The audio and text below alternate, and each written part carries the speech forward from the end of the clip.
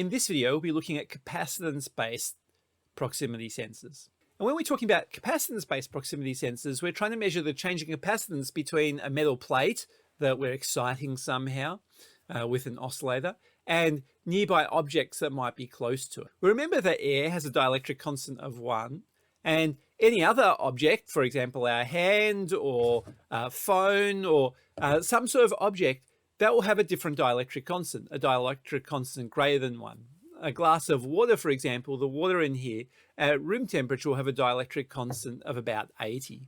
These capacitive proximity sensors have a range of up to an inch or two and can detect both metallic and non-metallic substances. They can also detect capacitance behind other objects. For example, if we use the capacitive sensor looking at this glass of water, we could put the capacitive sensor here, and so we could tune it in so that its threshold will be triggered when the water level rises on the other side of the glass here.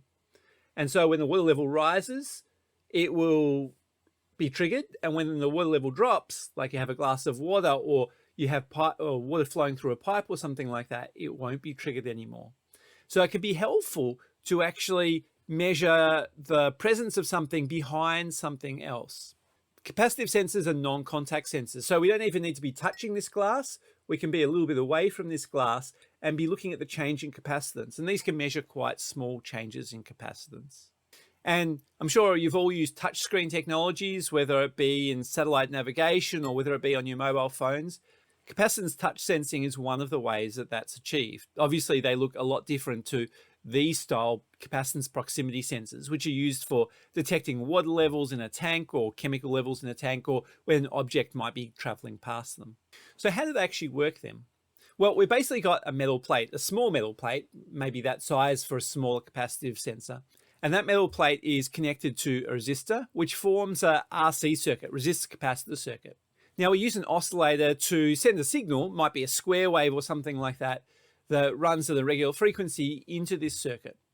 Now we know with RC circuits that the charge in our capacitor decays over time, and that time constant is based on that value of torr there, which is relative to our capacitance multiplied by our resistance. So with these capacitive sensors, we keep our resistance constant, but as we move objects, our hand or water or anything else with a different dielectric constant from air, closer to this capacitive sensor, it will change the capacitance.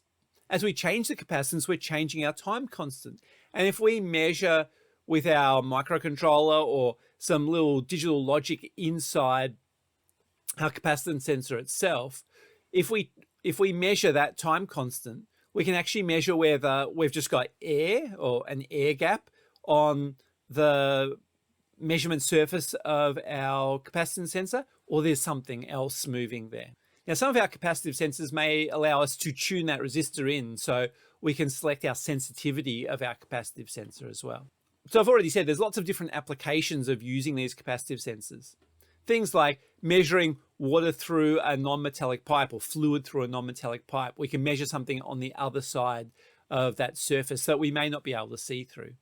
In the example above, you can actually see through there as well, but we're instrumenting that so that you can know, your computer or your control system can know that there's water flowing through there. We can also measure whether a particular item is present or not. It might be something on a conveyor belt or some sort of an assembly line which is non-metallic, or it could be metallic because capacitive sensors can measure both of those things. We could use these for level sensing a particular point, like if we've got a tank, we might want to put it at the bottom so that we know when the tank's run down, or we might want to put it at the top so we know when it's come all the way up. We also use them as stud finders. You may have seen stud finders, you can get them at Bunnings and things like that to work out where the studs are behind plasterboard walls, so you know where you can drill a hole and affix something to where it's going to be a whole lot stronger. These capacitive sensors have a very long life, use low power, and are highly accurate. They're also environmentally sealed and have no moving parts, so they're not going to generate sparks and things like that, and can be used for long periods of time in harsh environments.